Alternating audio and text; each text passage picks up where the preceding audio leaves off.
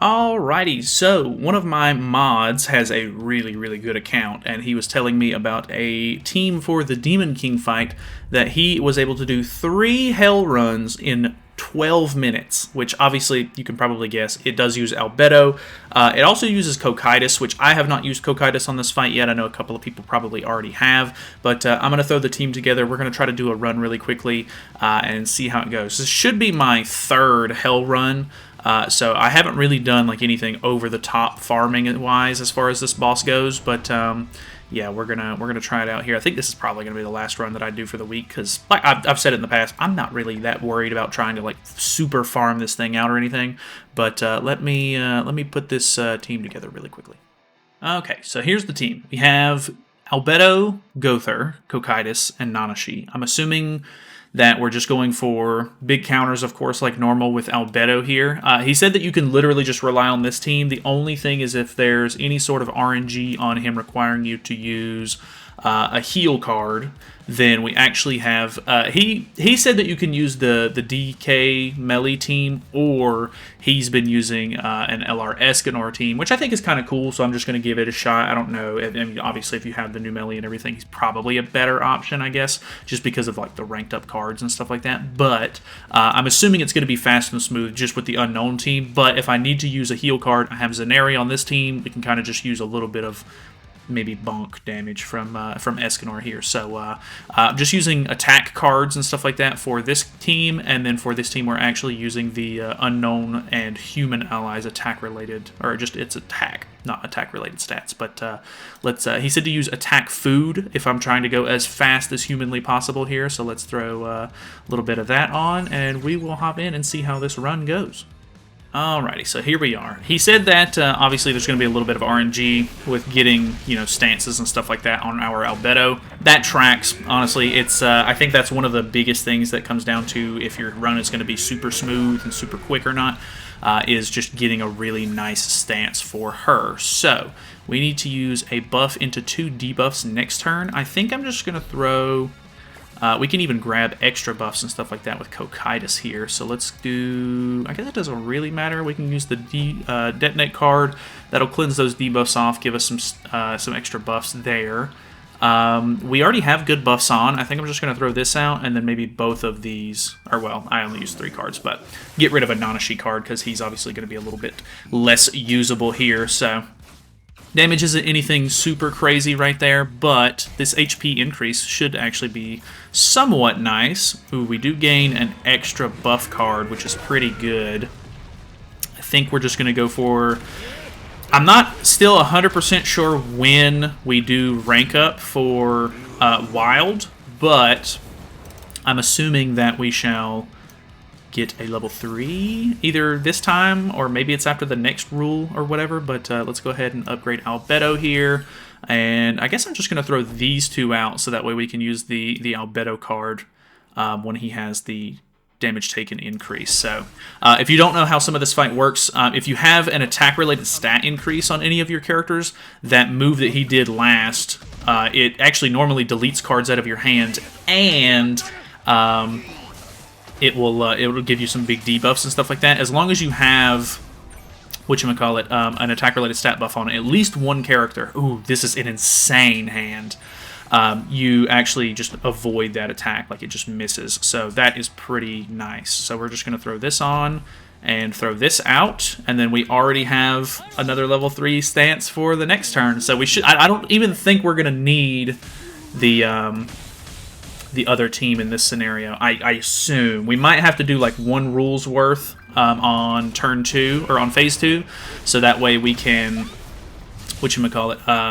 get more attack or damage dealt increase, and I think we have to stall for at least a couple of turns, so that way we can get rid of his immortality buff. So that'll be a little bit of a stall, but overall, I mean, this run's looking insane. Just the fact that we were able to get an extra stance in general with having some rank ups, I think is the ideal scenario that you're looking for.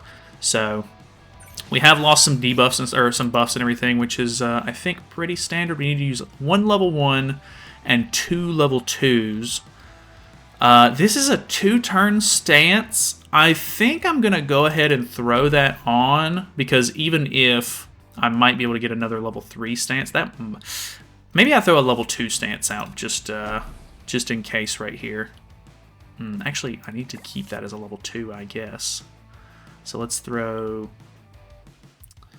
these level 3 cards away, and then I could just go ahead and get rid of this ultimate, because I'm not going to worry about having my stance on this turn. It might have been better to put at least a level 2 stance on, just so that way I can go ahead and start like having him attack just Albedo with single targets, so that way I get more attack-related stats. But I think we'll be okay. So there is the Mark of Death. This actually could be kind of bad. Okay, not too bad there. Pretty good tank. So now we go for this level 1 into 2 level 2s. That is going to pop Wild. We're going to stun him out of his next turn, increase our damage, his damage taken, and then he's going to get an all-stat decrease by 10% as well. So that is going to be super smooth. We will just stun him out this turn, throw out the stance, throw any sort of damaging cards that we have out. I'm assuming we can use some of these Cocytus cards to try to grab some more buffs as well. So let's just throw this on.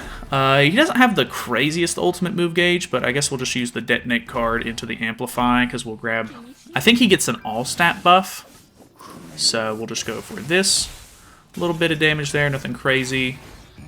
All-stat increase. Little bit of Amplify damage there, nothing absurd. But this level 3 counter is obviously where the big money is. So I guess at worst case scenario, I could rank up Gowther as well. And then, like, I could rank up Gowther, use this as a basic stat increase, and then throw on another stance, because it'll be a level 3. So here is 3 attacks.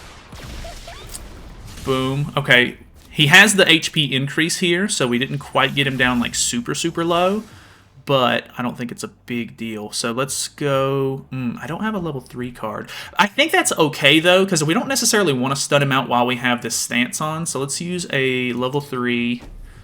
or a level 2, sorry. I think we'll just go ahead and use a... Well, I can't use that rank up because then I won't have a level 1.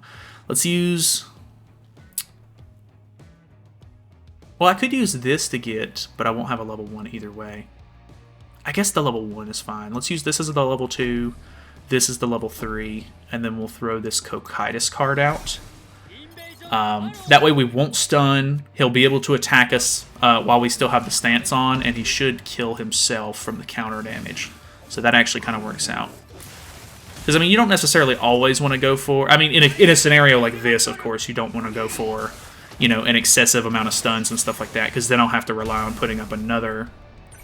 stance card, which isn't a big problem because I have it, but if you didn't have an extra stance card in hand, it could have potentially been a bad thing. So 3 million on the counter. He's going to attack again. He doesn't have immortality at this point, so this card right here is going to kill him. So 3.6 mil, actually kind of insane.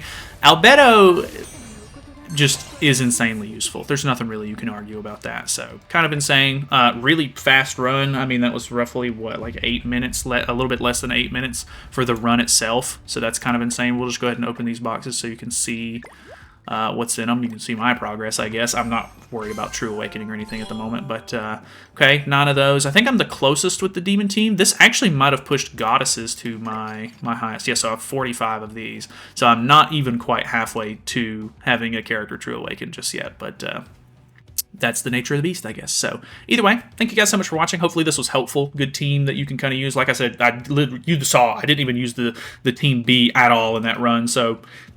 You can use God Melee. You can use whoever you really want in that second team, but it's not going to matter too much if you get the right RNG with Albedo, of course. So, very cool. Thanks for watching. Subscribe if you have not already, and I will see you guys tomorrow.